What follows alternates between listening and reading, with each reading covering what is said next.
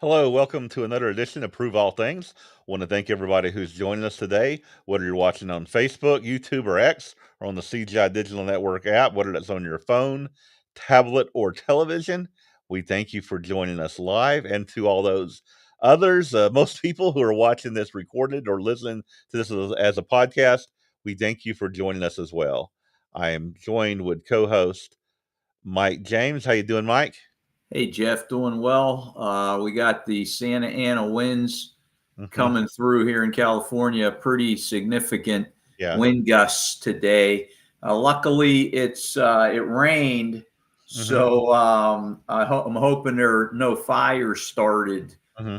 today or tomorrow, but Yeah. that's what's going on out here. Yeah, I read an article about that this morning that the wind gusts could be up to like 50 to 80 miles per hour and knock down trees and power. So hopefully you'll live through that, I guess. I'm looking out the window and I'm seeing some of the palm trees like really bending a bit. Mhm. Yeah.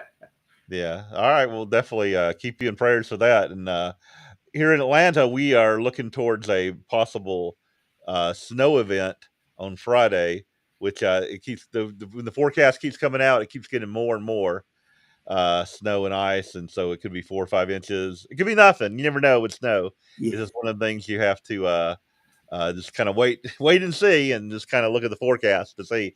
We do have plans for Robert Onsando to come visit us in Atlanta this week and speak.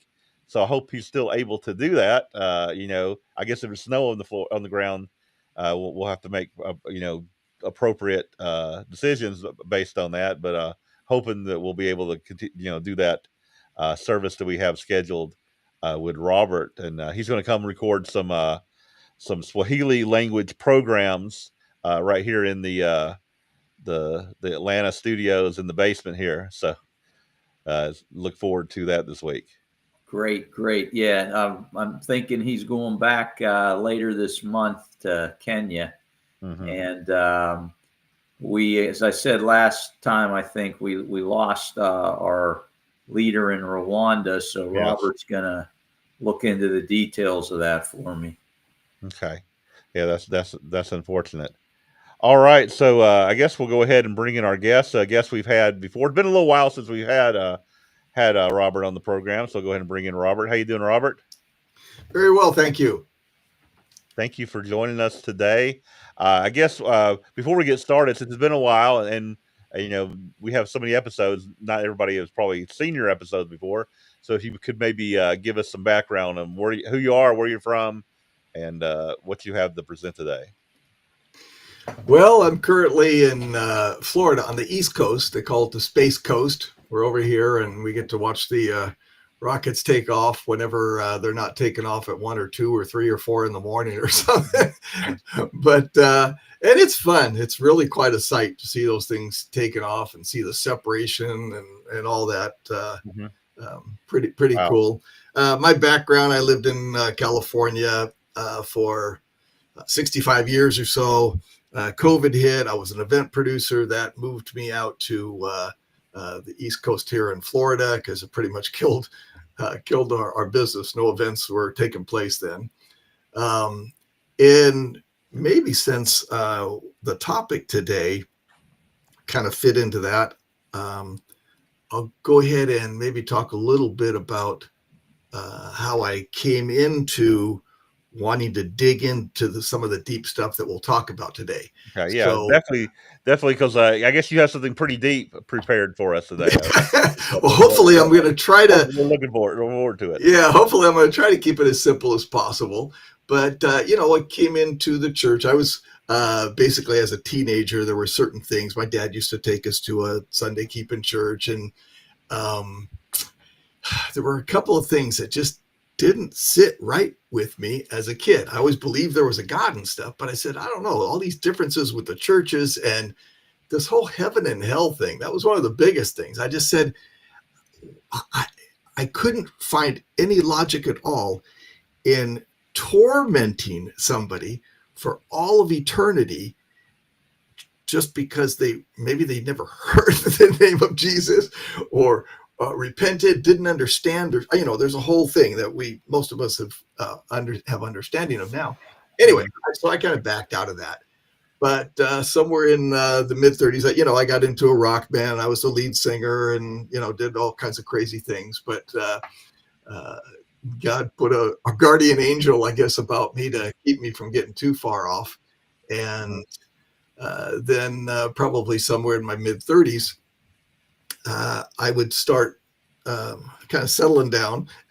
And there was this television broadcast, and I happened to come across it on a Sunday afternoon, The Hour of Power, Robert Schuller. So you could say God used Robert Schuller to call me. Basically, but I said, well, at least he makes God out to be a nice person. He's not this lightning bolt throwing, mean guy and everything. He was just the power of positive thinking was his theme. And of course, right after his show. So that kind of brought me back to watching things on TV like that. But then immediately after his show came the World Tomorrow telecast with Herbert W. Armstrong, and he presented different things. And I had ordered a few little booklets, but it really didn't kick in yet until when he died and David Hume took over the program. And he offered this booklet called Mystery of the Ages. So I think that's what it's called, right? And so I said, wow, that sounds interesting. So I ordered that immediately. It was like somebody turned the light bulb on in the room, and I started understanding things, seeing things. It answered some of the questions that I had wondered about right in the very beginning. Like, I believe there's a God, but who's this Jesus person? Why do we need two of them and things, and pretty much right from the beginning, he took us into John, and I understood that. And then probably into it, I don't know, 12 years or 10 years, whatever, after finding a local church there and going to it, and the split happened, and I went over with United Church of God. And then got this knock on the door one time, and it was a Jehovah's Witness. And I started talking to him, and, he hand me their brochure, and we had a few things similar. I didn't know how much we had different till I kind of got into looking at it more. But I did go through, and I said, wow, every single point they're making about God's name and the importance he puts on it and all was relevant. I couldn't prove that, wow, these guys are wacky when it comes to the name. Now they've got other issues, like I said, from what I see. And so it started me on this, what turned out to be a 6-year journey, finished off with a 7-year of completion, but I just kind of really was at peace with it, but kind of started going through and searching, what is God's name? And found out that he put it in there 6,827 times in the Old Testament. And the congregation, the church I was going to, had never told me about, we talked about a lot of things, great things, but never told me that every place you see the Lord in all caps in the Old Testament, then that was actually what we call the tetragrammaton, or the four letters, Yod He Vav He. And so I had to know what this, how to pronounce that. So I went into this deep thing, of course, first going to Google and getting what I call the Google name of God, the most popular one out there right now, Yahweh. Right.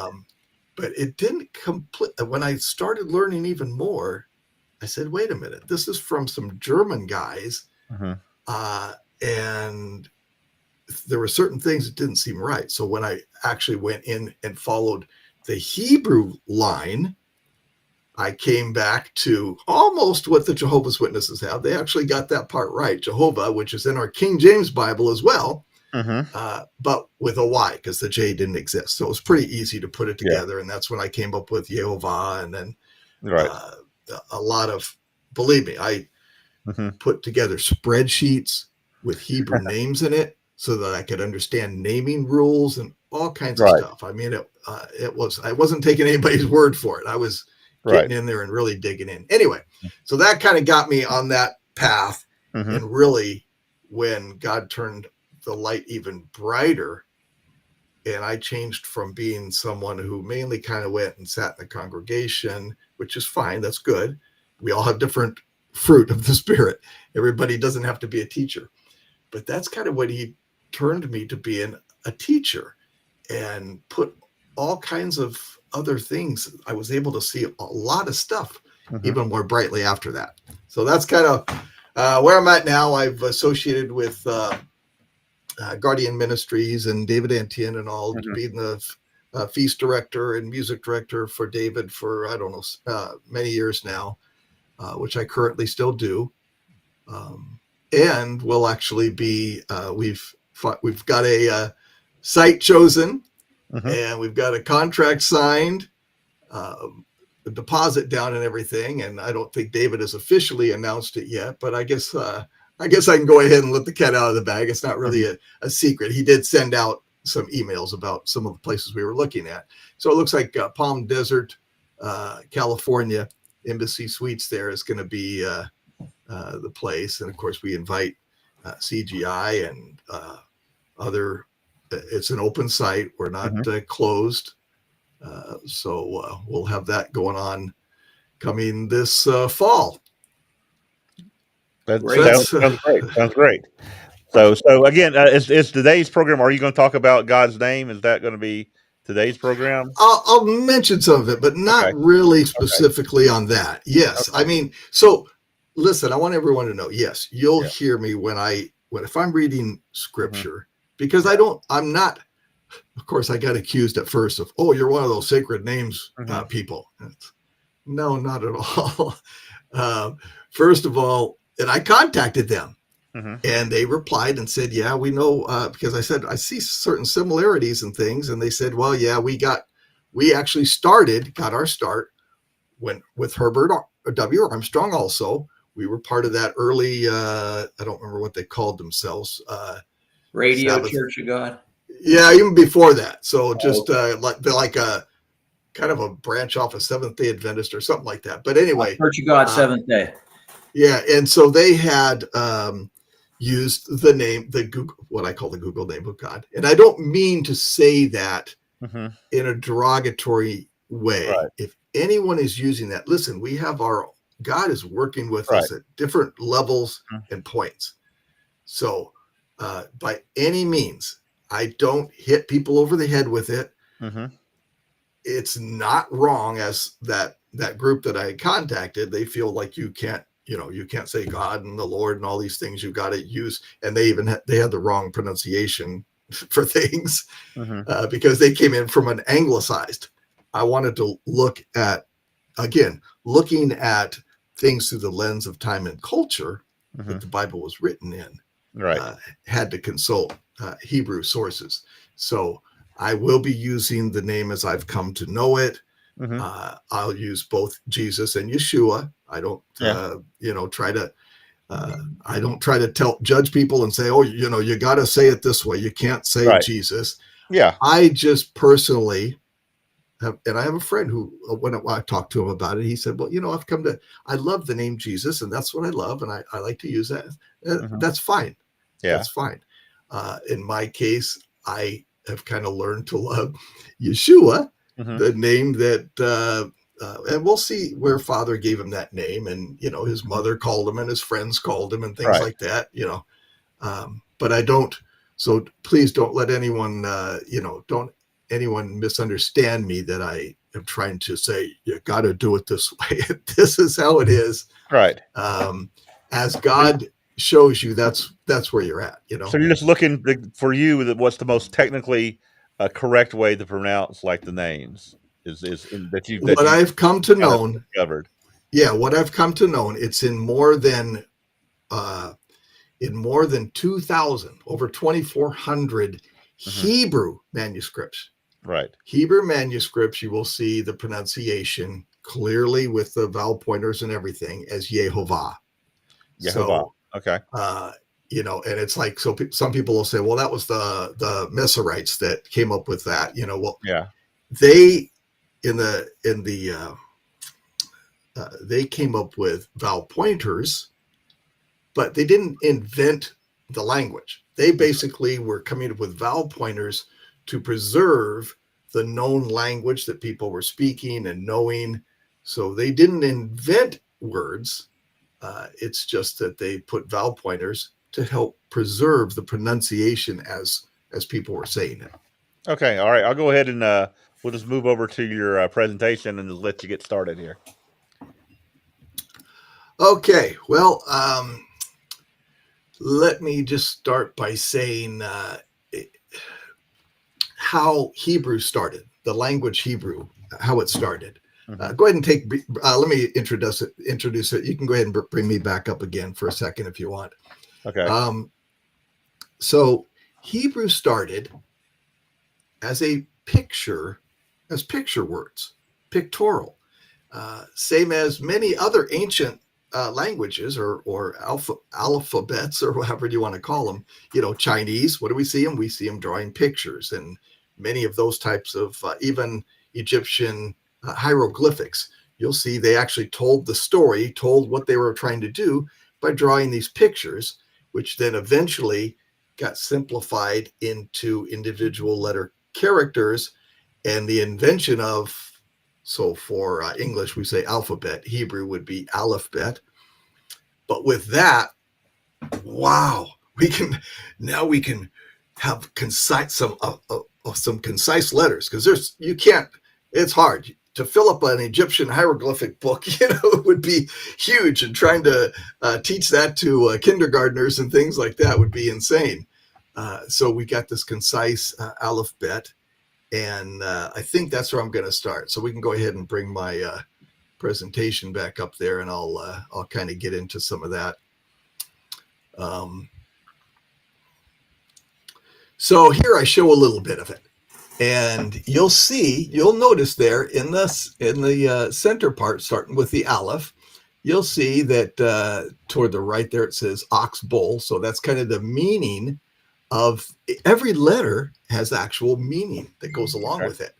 And you'll see that the aleph and the picture that you'll see there in the center, where it actually kind of looks like an ox's head or a bull's head with the horns, and then as time progressed, it moved on to a more streamlined look or whatever. I think I've got another slide for that here. Yeah, so you can see the progression. So you'll see there on the where it starts off with that bull or that ox's head with the horns, and then you'll see they kind of simplified it. You can still see there's kind of some horns there. It looks like turn it sideways, and it continued to progress along until even when you get into the Greek letters and coming out to the A there, you'll see even if you kind of turned that back, if you turn that A on its side, it looks a lot like the original aleph. And same thing, the picture under that is the bet, which we use a B for, and that was the literal meaning was a tent or a house.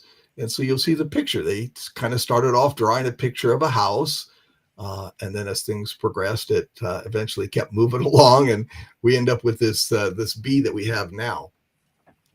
But what these things can help us do, if I told everyone I'm going to go to take a trip to the island of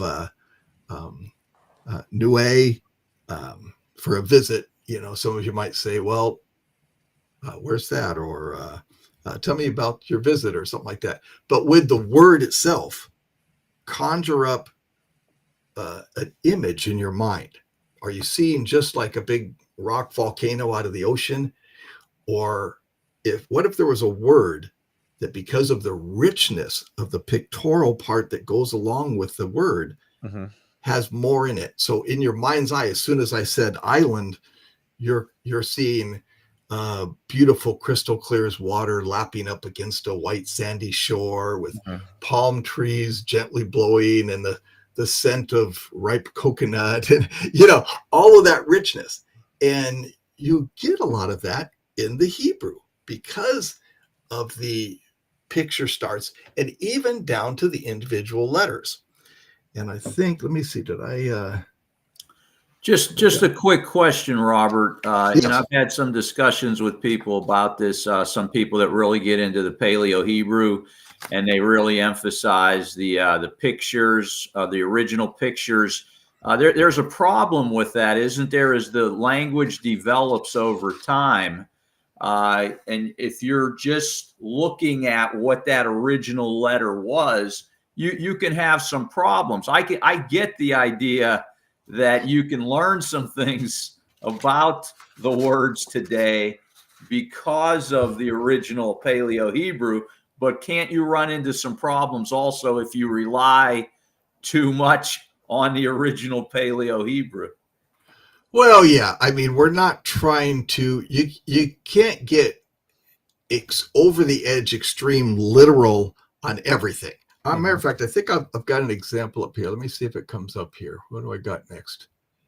Okay, so I'm going to try concentrating on just 3 of the letters. And again, I don't want to make it too literal, but is a beautiful thing that comes out of it. And that is, we'll concentrate on the Yud, which the picture for that, and you can see even the drawing for it looks kind of like a hand or an arm reaching out with a hand. Right. And then the other 2, I'm going to concentrate here and looking at this, would be the Hey and the Vav, which you see means to reveal or behold. And then the Vav is the nail.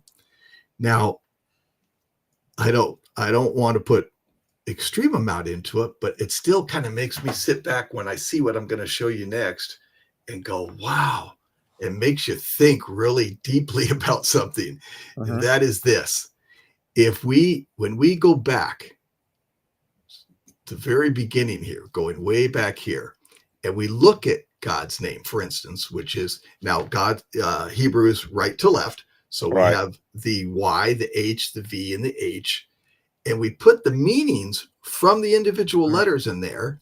Right. The Yod, hand, the H, behold, the Vav, nail, and then behold again. And you simply read that right to left. You have hand, behold, nail, hand, and behold. And it's like, I just look at it and I go, wow. I mean, I'm not trying to make too much out of it literally. No, that's pretty amazing. That's a prophecy in the name, in a sense. If you look at it. At the very beginning, he's in Father's name, Yod He Vav He, which I pronounce as Yehovah. Yeah. But we're talking about something that at the beginning, when Adam and Eve sinned, did he not have a plan to recover his people, to save his people? And that came in the form of nails going in his hand. I don't know. It's again, I don't want to get too literal on it. I've definitely seen some examples like what you're describing, and it is very interesting. I totally get that aspect of it. My concern with some of it is there are some people who take this to an extreme, and they're always looking for some deeper meaning within Hebrew today based on what those symbols were before. So let's just look at this example as one, just as an example. I totally get your side of the, wow, that's interesting. But then the other side of it is, well, that name also entails a lot more than just that, if you get my drift. Right. Sure. Okay. Sure. Okay. I mean, because he gave that meaning to Moses there in Exodus 3:15, after saying kind of the meaning of his name. In Hebrew tradition, they'll give the meaning of the name and then give the actual name. So you have that there, but and I don't want to go so far as to say I've got this book about Hebrew word pictures, and it's interesting, and I can find a lot of things, not just that. I see a lot of things in there that just really make you go, wow. I just see a depth and a richness, and you just kind of get blown away. Yeah. I agree with you. I've also read an interesting book about the Chinese characters and how they relate to Scripture, which is very intriguing and interesting when you think of how everything got started. I'm not going to get into that right now, but please continue. Yeah. But so I guess the warning thing here is that we're not wanting to build theology on it and build a religion on it and all that kinds of things. It's there. It's amazing. I look at it, and for me, it's like an aha moment. And I just, and that's really what this message is about. I named it Seeing God More Clearly Through the Lens of Time and Culture. And that's really what it is. And I mentioned this to you before the program started.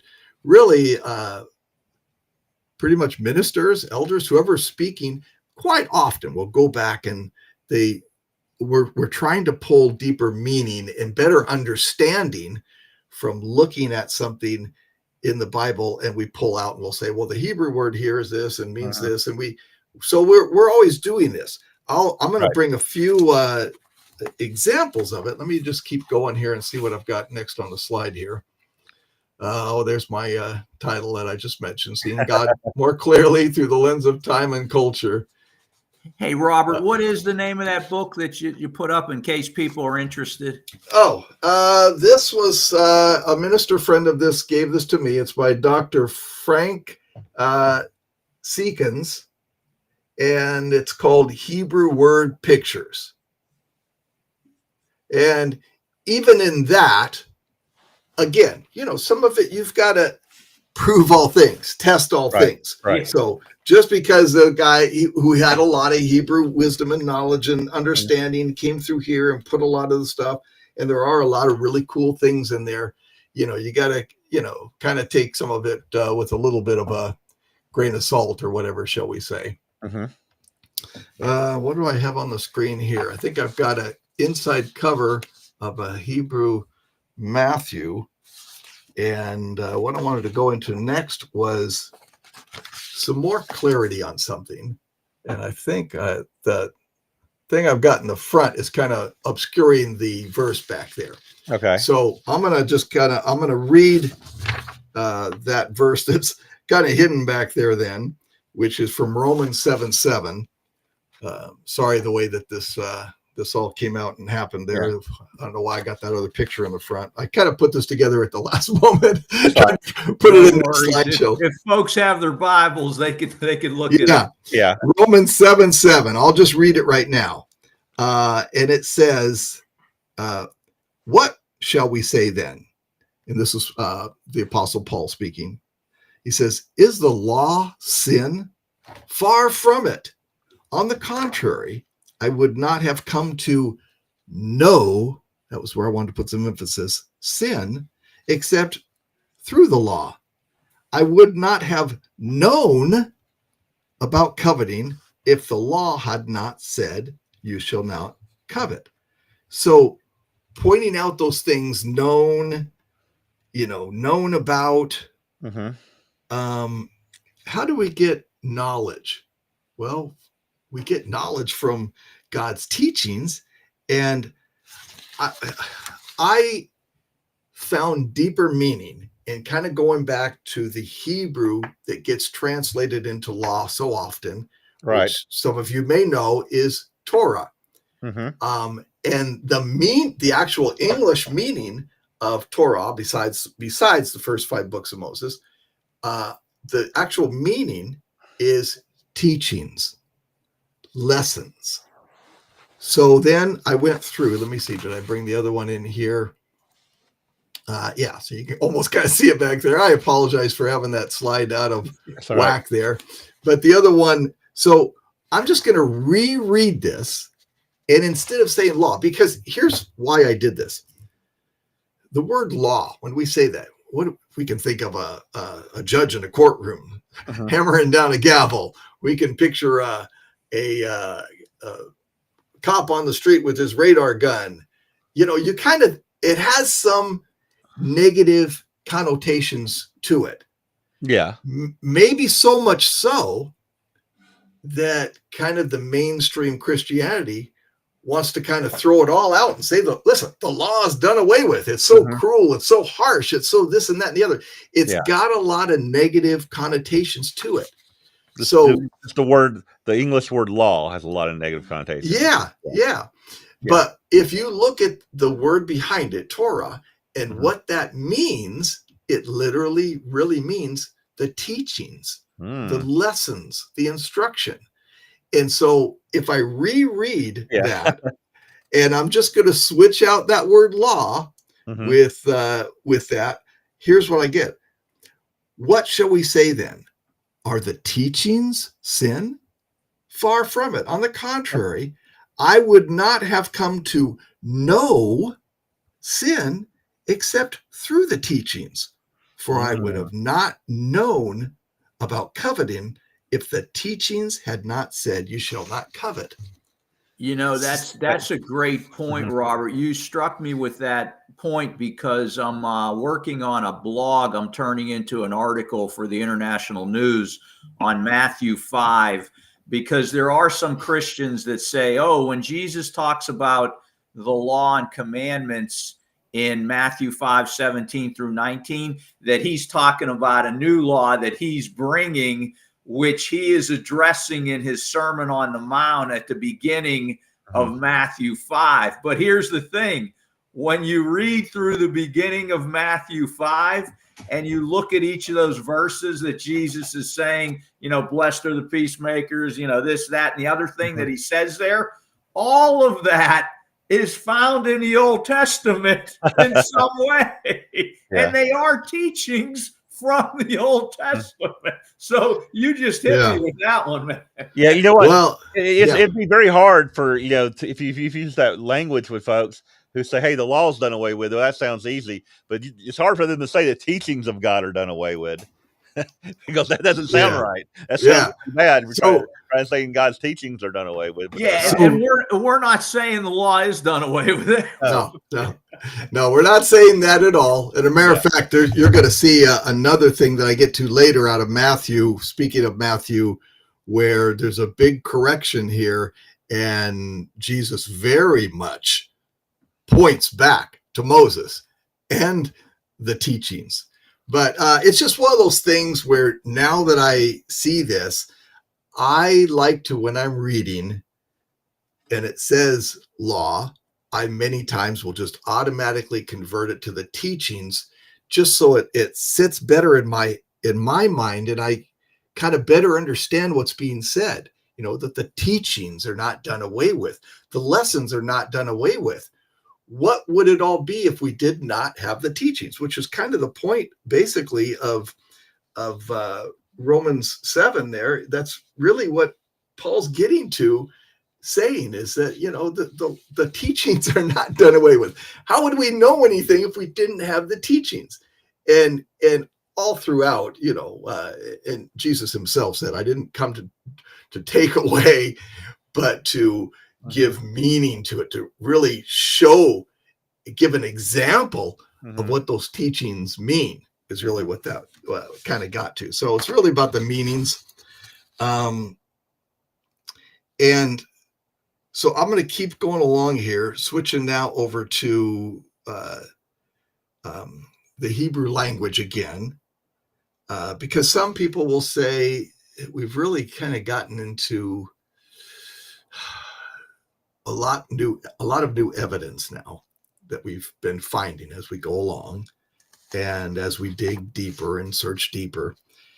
Some people will say, well, you know, Jesus spoke Aramaic. He didn't, you know, or he'll say the Jews of the time, the language was Aramaic. They didn't speak Hebrew. But really, I think they were trilingual. I think they spoke, and I know that Yeshua spoke all three. He was able to talk to the Romans and Greek and to the people. But notice in, I wonder if I've got this on the screen here. I think I put a slide up for Acts 22:1. Let me see if I can bring that up. Get over to it. Let's see here. I can't get rid of that. I guess it won't go away until I get out of that slide. I'll read it to you. Acts 22:1 and 2 says, and I think this is Paul speaking again, saying, "Brothers and fathers, listen now to my defense before you. When they heard him speak to them in Hebrew, they became even more silent than Paul declared." And he goes on. So they certainly understood it. I think this is a whole other thing, and we don't have to get into arguments about whether in the Jewish homes, did they speak Aramaic or did they speak Hebrew? But I think they certainly understood it. If they went to temple, they had to be able to understand it to a certain degree, because the scrolls were read to them in the Hebrew tongue. We see that there's two spots in Acts when Paul is talking about what happened on the road to Aramaeus, and he talks about the first time. And then when he retells the story, I don't have it in front of me here, but I think it's probably around Acts 23 or 26, I forget, sorry, where he mentions that he heard the voice coming, speaking to him in Hebrew. So it was not like they didn't understand it and speak it and lose this richness that I'm talking about today. And really, now I want to pull out some really cool stuff. Unbeknownst to a lot of people, we didn't have all these several years back, these Hebrew Gospels from the New Testament, which now we have a lot of it, many of them. Let me see if I can get that other slide off of the screen there. I got, there's a very popular one, the Hebrew Gospel of Matthew by George Howard. That so one. Is that a Hebrew Gospel of Matthew? That's a translation from the Greek into Hebrew is what it is? Well, we can't say you know what? There's a lot of evidence that says no to that. And I don't know if I've got that on another slide here, because I've got some historic comments from some, but we've been discovering it a lot, as well as also out of are you saying they discovered a manuscript, an old manuscript of Matthew that was in Hebrew rather than Greek? Or is correct? More than one. There's many. So George Howard's is probably one of the most famous. What he did is he put he showed the Hebrew on one side of the page, and then he showed the English on the other side. Now, what he did, I suppose you could say, because this was in the 90s that George Howard came out with he released his book and put it all in there. But he would put a lot on the English side, kind of what the Greek said.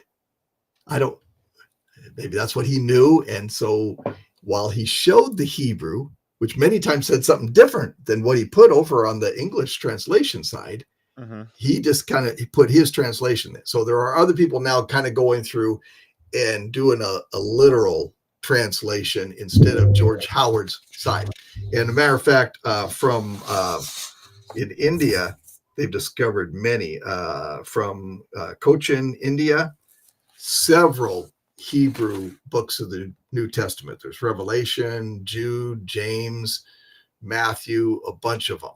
So, and there's several. Have they dated those manuscripts, Robert?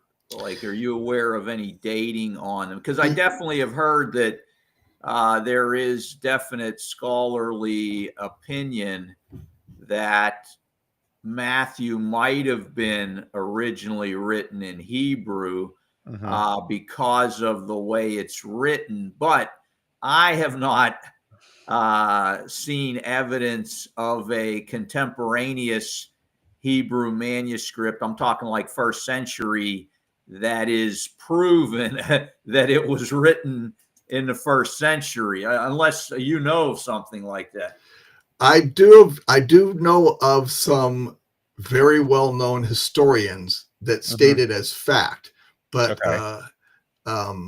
let me see if I've got, and that was that one right there on that picture I just brought up. That's the one that was from India that they use primarily as their New Testament. It's a Hebrew, Revelation, James, and Jude there.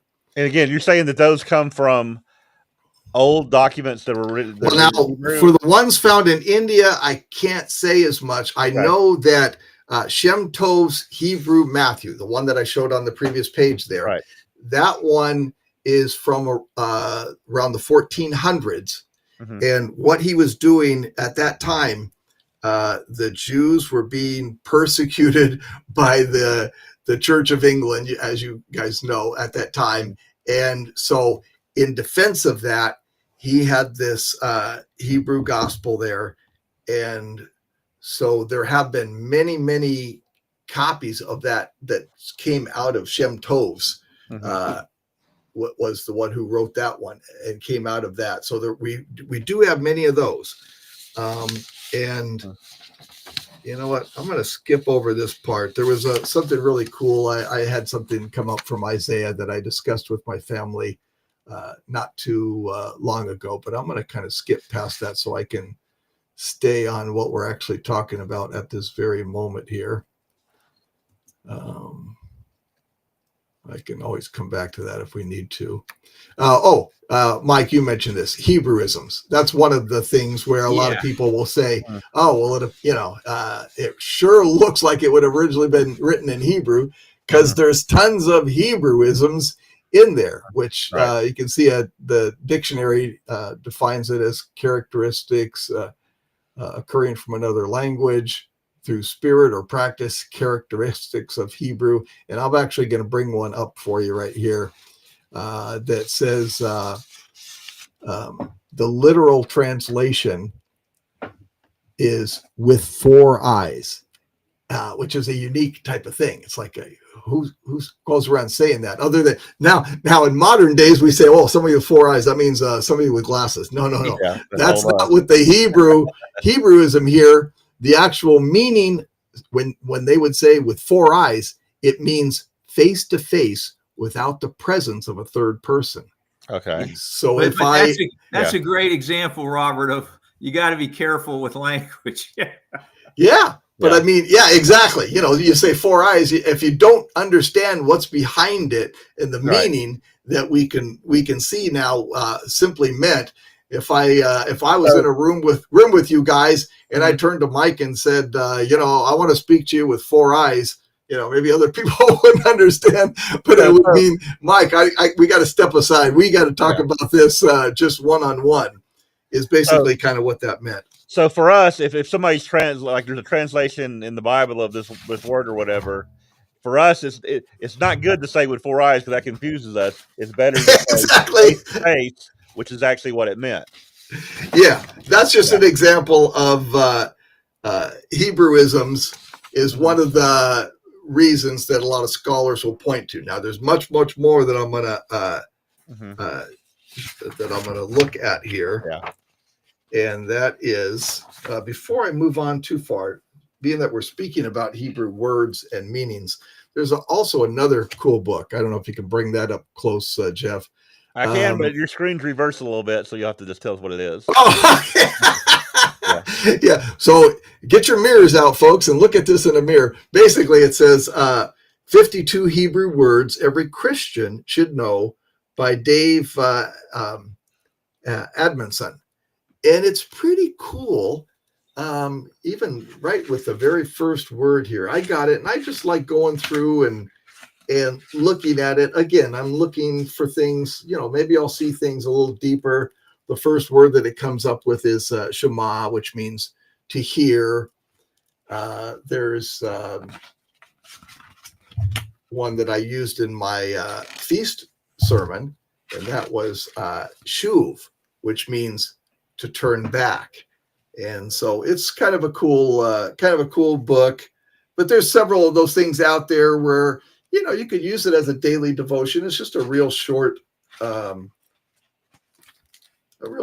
Like Shema, for instance, it says, do you ever wake up in a fog of stress and anxiety, unable to focus because you're being pulled in multiple directions? The stress of work, unresolved issues at home, unanswered emails, sickness, tiredness, financial pressure, and so many other things in the modern world can leave us feeling flat and unable to focus in the morning. But while stress may seem like a modern issue, perhaps there's an ancient solution. For thousands of years, Jewish believers have spoken a prayer the moment they wake up, with the focus their attention on God rather than the things of the world. The prayer is called Shema, which a Hebrew word which means hear or listen. And then he goes on and kind of talks about it, but it's a fairly short little read. It's something, people might find interesting to get up in the morning again and look at something positive instead of immediately going to the news, which can is not so good. Very interesting. All right, so I'm going to get to a major mistranslation that we've got a lot of move past the Hebrewisms here, get past that, and I'm going to actually quote some historians, if I can find the right slide for that. Here we go. Papias. So he was he's called an early church father. I don't really like to use that name for him because he's wasn't an early church father of mine, but of the Romans there. He was a bishop, and from 60 to 130 CE. And this is a quote from him. Matthew collected the words in the Hebrew language, and each translated them as best he could. All right. Now we want to look for a second witness. How about a second witness from Jerome? All right. So Jerome, there's his little stone statue over there. Matthew composed a gospel at first published in Judea in Hebrew. The Hebrew itself has been preserved until the present day in the library at Caesarea. I have also had the opportunity of having the volume described to me by the Nazarenes of Beroa, who use it. There's a couple pretty strong statements beyond just looking at the Hebrewisms and a lot of other reasons that we would think, okay, it is. And so when I go to clear up a major error in Matthew, just kind of keep this in mind. And I think really the evidence, there's also when you say a major error, you say what translation are you talking about? A major error. So from the Greek, we basically, most of our English Bibles are from the Greek translation. Right. So when you compare something that's kind of confusing when you read it. Now, we'll generally do some type of acrobatics to kind of explain out this kind of strange phrase that we hear out of Jesus. And the reason I'll do that, let me see, do I have Matthew 15 by any chance around? Well, naming, before I get into that. So we'll come back to that in a moment here. Okay. But another thing that you see throughout Matthew are Hebraic naming things. And we know about Abraham, of course, that names are very important, where what happens, and it also happens in Matthew, that the name is given and then the reason for the name. So with Abraham, for instance, we have in Genesis 17:5, neither shall thy name be anymore be called Abram, which means exalted father, but thy name shall be Abraham, for the father of multitudes of nations have I made thee. And so that's the meaning, again, the meaning behind the name. And it's really cool. When I told you I did a whole spreadsheet on Hebrew names, and it's pretty amazing how they all come out. And I skipped past something from Isaiah. I've got a nephew. He's in the Navy, jet pilot, and going through his training and everything. And he really found some things in Isaiah that made some special things to him. I think he even had it tattooed on his arm. And they named their son Isaiah. Well, for instance, talk about meaning and names. Isaiah's name, originally, the name that he heard around his friends was Yeshayahu. So whenever you put God's name at the beginning of a Hebrew name, it's always Yeho, Yeho. All right. Like Yehoshua, when you put it at the end of a name, we're talking about Matthew, which would be Matityahu, it's Yahoo. So on and on and on. I could show you multiple examples of that. That's a Hebrew naming rule. When you put God's name in, it's Yeho at the beginning. When you put it at the end, it's Yahoo. So Yeshayahu, Isaiah's name, means exactly the same thing as Yeshua's name, but in reverse. In other words, Yeshayahu means salvation of Yehovah. All right. Yeshua is Yehovah's salvation. So exact same things. They've just kind of got, one's got it on the beginning, one's got it on the end, and it's pretty cool. And I'm going to show a little bit more of that, but that's what I was talking about here. I don't know if I actually might have the Hebrew Matthew showing Yeshua's name in it. Let's see, do I? There's the George Howard's version again. Yeah, I do, as a matter of fact. So you'll see here in Matthew 1:21, she shall bear a son, and you shall call his name Jesus. That's what we have in the English. On the other side of the page. Now, remember, I said George Howard, what he does is he kind of puts the Greek on the right side, and then on the left side there, he puts the actual Hebrew. And they don't always agree. Right. But we've got other people kind of working on cleaning that up. That was George Howard in the 1990s that kind of put that out. On the left side of the screen here, I've got some underlines there. You can clearly see that it says, and you shall call his name Yeshua, for he will, Yoshia, or some people pronounce it a little bit different. Let me see. Let me get the Yasha.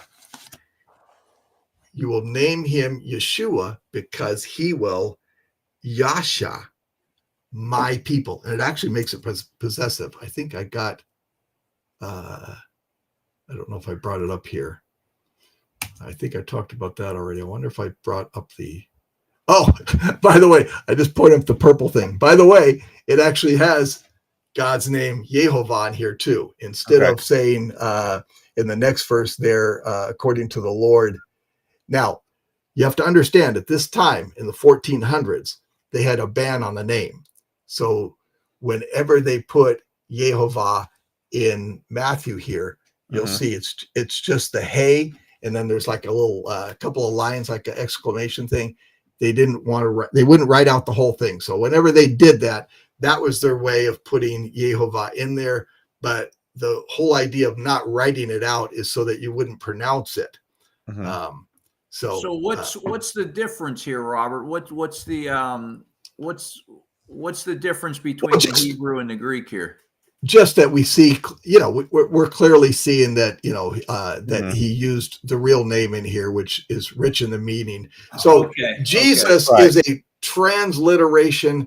It's not a translation. Yeah, well, Jesus comes from Jesus in Greek, right? You're right. And it's a transliteration. Why would they transliterate? I've never, because I've been thinking about this a lot. Why would they transliterate Yeshua and say Jesus into the Greek? Why do you think they would do that? Because they didn't have, well, first of all, there was no J in any of the ancient Semitic languages, so they couldn't use that. In the 1611 King James Bible, the first edition of the King James Bible, they have an I in there. So you see Jesus in there. You don't see Jesus in there. But they didn't have the letters in Greek to write it out.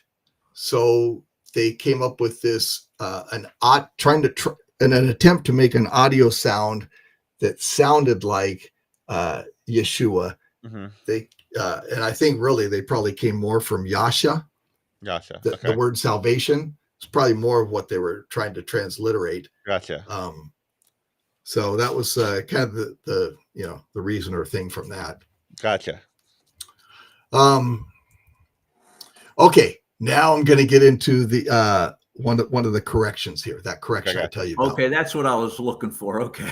All right, here comes the exciting part. All right. So in Matthew 15, 14, it wouldn't be the first time that Jesus was at odds with the scribes and Pharisees and things like that. But he says to them, leave them alone. They are blind guides of blind people. And if a person who is blind guides another person who is blind, both will fall into the pit. So he was very much at odds with them. But then we get over to, see if I think I have it as the next thing here. Now we get over to Matthew 23.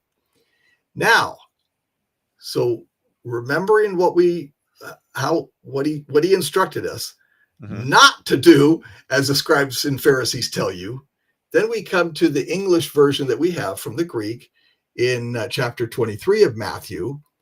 Then Jesus spake to the multitude and to his disciples, saying, the scribes and the Pharisees sit in Moses' seat. All, therefore, whatsoever they bid you observe, that observe and do. But then he says, but do not do after their works, for they say and do not. Well, it's like, wait a minute. It's like kind of like a bit of acrobatics here. Why is he saying, when in 15, he's telling us, don't do what the scribes and Pharisees tell you and do, and then here says, well, they sit in Moses' seat. So everything. He says, all, therefore they bid you to do, observe, And I get your point. And I've often thought about that. The answer I get on this, and you tell me what you think, is that the phrase Moses' seat is letting us know that in the sense of their control of the temple, or the how Moses had carried the law on, that there was this religious establishment that would make decisions. No doubt there's a problem here. I get it. But have you ever heard that, like, Moses' seat means something about, a special relation to the original law or something like that? Well, in essence, yes. But the scribes and Pharisees, and by the way, it is a literal thing. It's not just an expression. There's a picture of the Moses seat. So the scribes and Pharisees, it's not just a saying. Right. They would sit in this stone seat. Okay. And they would proclaim their takanotes. In other words, the things that, we know that they came up with over 600 oral Torah things that were kind of bad stuff. So that's why Jesus was so much at odds with them, telling them, okay, you guys sit in this seat. But then he says, all, therefore, whatsoever they bid you do it. Mm-hmm. And then he turns around and says the opposite. And it's very confusing. Yeah, no doubt. If we I'm interested to hear what you got. If we go to the other side of the page, it's a mistranslation of one single word completely changes and makes Yeshua not talking in confusing language. Let's see if I got that. I can bring that up for you.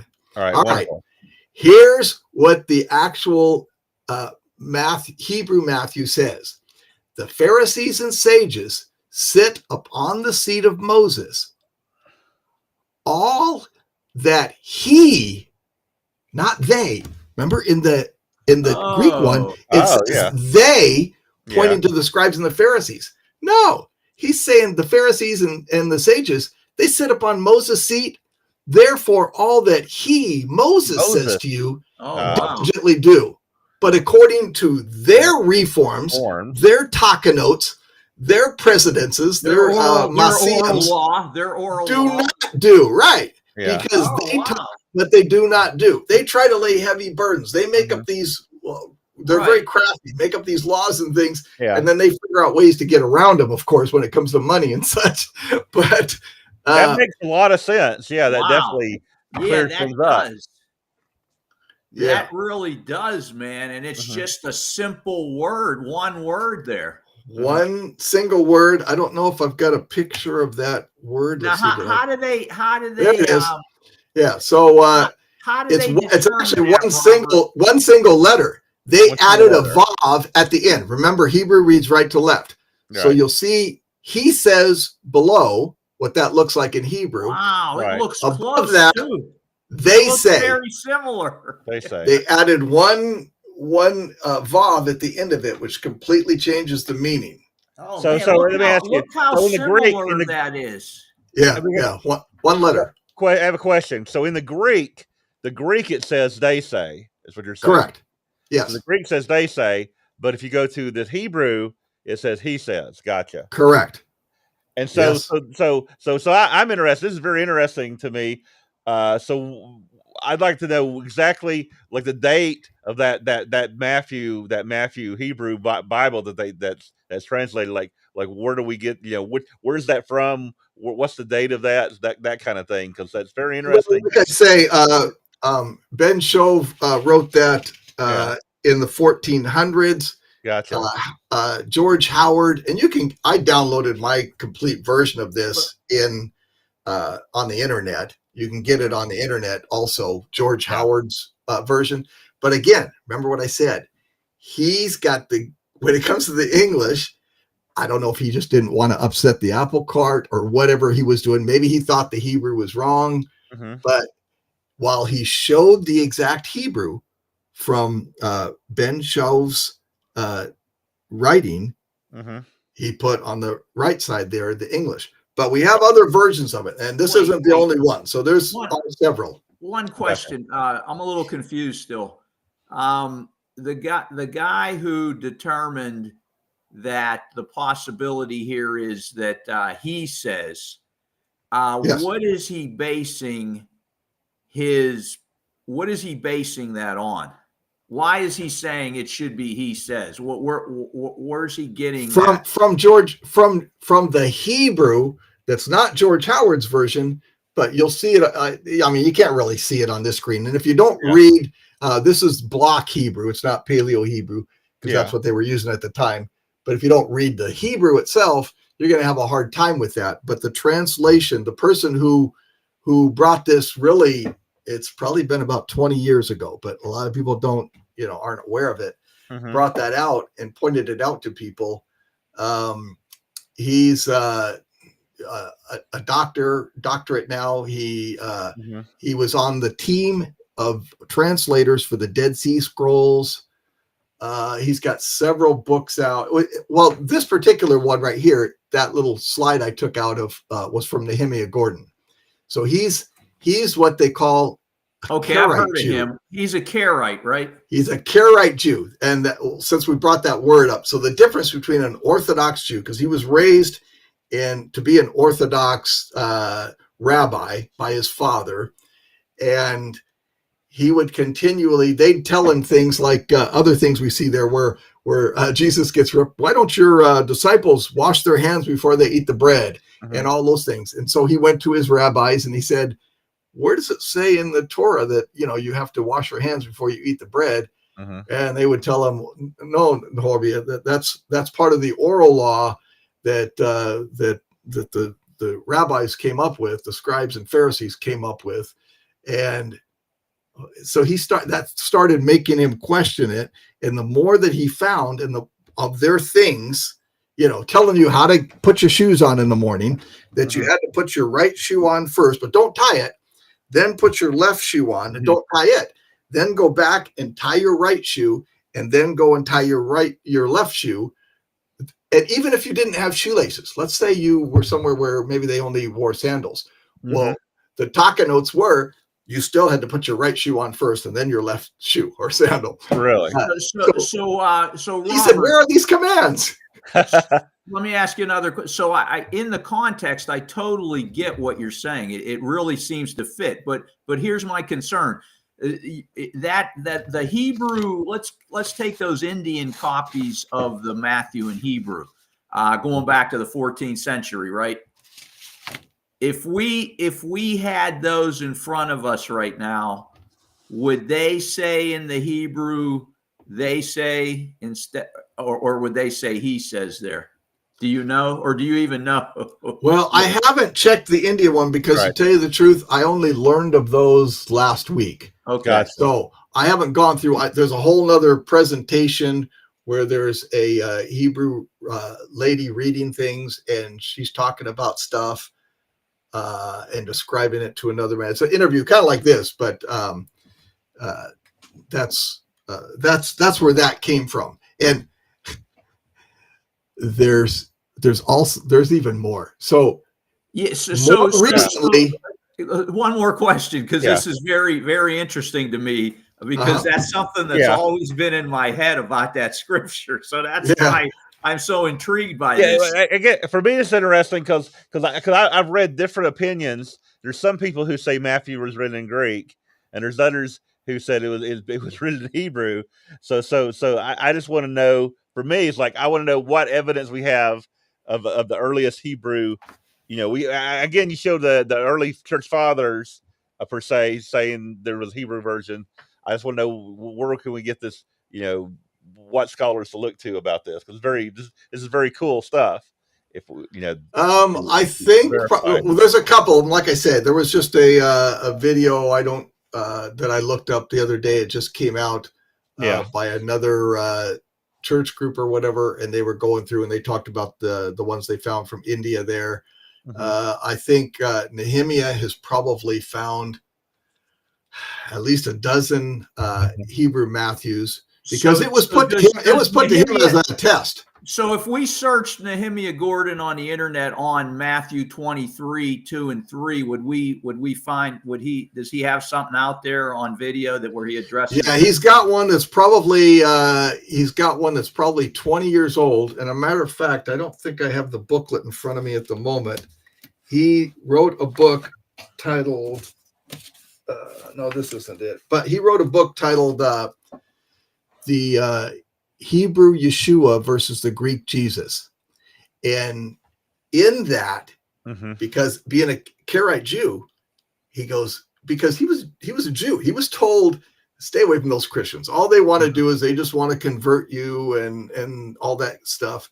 And they're going to disclaim everything you said and everything. So he was put to it as a challenge. And so as a literary Hebrew scholar, he went and said, okay, because somebody brought that problem to him. A Christian minister brought that issue to him. And he said, all right, well, it's not really my problem, it's yours. But being that that's my job and that's what I do, I'll go look into it for you. And then he found this Hebrew Matthew, went through and looked at it, and he said, well, it doesn't even say that. That's why, and then he came up with the other evidence talking about Papias and Jerome. And he has a video that you can get to on YouTube. And it's probably going to say the same thing. Probably if you search, I don't remember which way it is, Hebrew or Greek Jesus.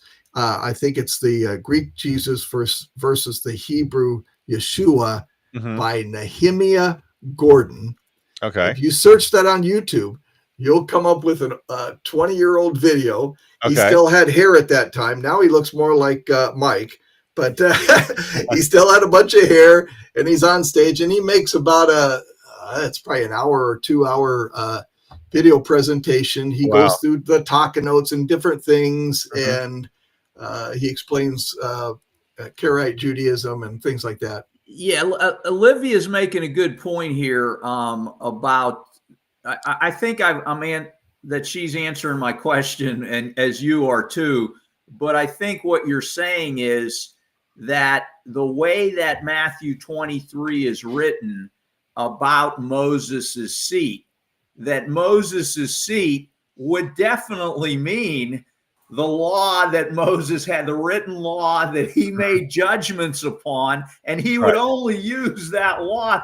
He wasn't doing what the Pharisees and the other teachers, where they were making stuff up and bringing it in. He was strictly sticking to the written law. So if you stick to the written law, then if you write that in Hebrew, it's going to make more sense to say, well, he says, because Moses' seat is what the law was to Moses, rather than these additional things that the Pharisees brought into the law. That again, that makes a whole lot of sense. Yeah, you hit the nail on the head. I mean, really, the Hebrew version pretty much explains. And again, it's just one little thing like that that changes it from he to they.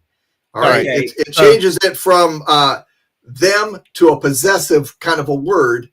And they're saying, hey, you sit in Moses' seat. So since they sit in Moses' seat, do what Moses said, not what they said.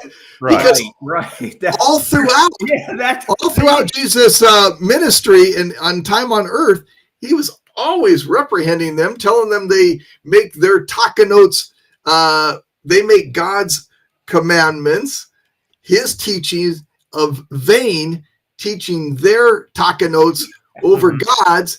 I mean, it's on and on and on. That's the one scripture where you're kind of like, well, what does he mean? Like, what? Yeah, this clicks, man. So there's other things in Matthew that the Hebrew Matthew like maybe corrects that's wrong in the Greek Matthew, or is this the big one right here? There probably are other things. Okay. I don't have them all written down in front of me, so I don't know. Maybe sometime we'll do a follow up on this. This is a big one right here. I don't know how much time we have left. There's another. We're already in our double overtime. Yeah, we got. We'll bring you back, Robert. There's a really cool thing in the Hebrew Revelation that next time or whatever we'll have to point out and look at. And again, it's one of those things you just kind of go, wow, the depth of the Hebrew. It's not that the Greek is wrong in this case. It's just that wow, they use one different word for a word in Revelation, and it gives you this really depth, double side of the coin meaning. And for the Hebrews, when they're or the Jews, when they look at it, they probably wouldn't really understand it. But for me, when I see both of the words, my head just goes poof. Another question, again, and we can probably bring you back on this, or maybe you don't even know, is like Paul. Did Paul write in Hebrew and it was translated later into Greek, or did Paul write in Greek? Well, okay. So when you get, this is a big controversial question. Again, there's certain evidence that Paul, being he was in the temple, we know that he was a Jew and what his background was and everything. And we know that he spoke Hebrew. So probably when he was speaking to a Gentile audience, he probably spoke whatever they spoke. But obviously we saw that example in Acts where he's speaking to the people there in Hebrew, and they really listened in, because they said, this guy's really teaching. He's teaching us the real thing if he's teaching us from the Hebrew. And and I guess if you go to the Corinthians, the Corinthians probably spoke Greek, right? So the letters to the Corinthians are probably definitely written in Greek. I would guess. There's things to consider, because I've heard different ideas about that. But again, Paul would have been a learned guy, and learned guys at that time were multilingual. So I could see him knowing both of those languages very well. There is some other evidence. It's not, I don't know that we have historians flat out saying that it was written in Hebrew, but there are some people, like, for instance, there's that will hint at Luke and Revelation, a few other things, where there's some hints again of Hebrew, but and again, maybe to kind of bring this all back together to a point, it's not that we're trying to poke holes in the scripture the way we have it. Right. All right. We have it, but it's another in-depth way to look at something and get some other deeper meaning. I mentioned something in Revelation, many things in Hebrew. So I'm thankful. I'm so thankful that we have the Greek. Otherwise, we wouldn't have much of anything, right? Before I go, I do want to tell you, there's a lot that's being found now that the Vatican has. They didn't know what to do with it. it's been given the nickname of the Vatican junk box, because there would be, single pages or something that fall out of some these are old texts and everything. And they go, I don't know what this is, where it goes. So they throw it in the junk box. There's children's writings in there and German writings, all kinds of strange things. If they didn't know what to do with them, they kind of threw them in this junk box, so to speak. Right. But there's a movement. I don't know how far along they are with all of it, but we can see a lot of this stuff online now by searching it. But they're going through, and so we've got a Hebrew John version of John, a lot of really cool things. And again, I don't know that there's any quite as strong in disagreement, but differing in words, where it'll talk about, I don't remember the English word they use, but in the Hebrew, it'll say that the scribes and Pharisees, they used craftiness versus whatever they said in the English, I forgot, meaning how they were very tricky. They would come up with these takanos and these laws, but they always had ways to get around it. If somebody owed them money or something like that, they'd figure out a way to wiggle around it or whatever. Yeah, this is an interesting point, but like you're saying, there's enough in the New Testament to prove that Jesus was still keeping the law. He was teaching people. Yeah. But this is a real interesting one. I'll say that. Yeah. It's nice to see that what it looks like. And Nehemiah points this out. After he started looking into this as a Karaite Jew, he said he had a lot more respect for Yeshua, even though he didn't yet call him his Messiah. He said, wow, he was upholding the Torah, not trying to put it away, because all his Orthodox friends were telling him, don't look at the New Testament. That Jesus was trying to do away with the Torah and everything else. And he says, when he looked at it, he said, Yeshua looks more like he was a Karaite Jew. Because he didn't keep all that oral stuff. He kept the things that Moses taught, which is what he instructed people to do. Okay. All right. Well, hey, thank you, Robert, for joining us this week.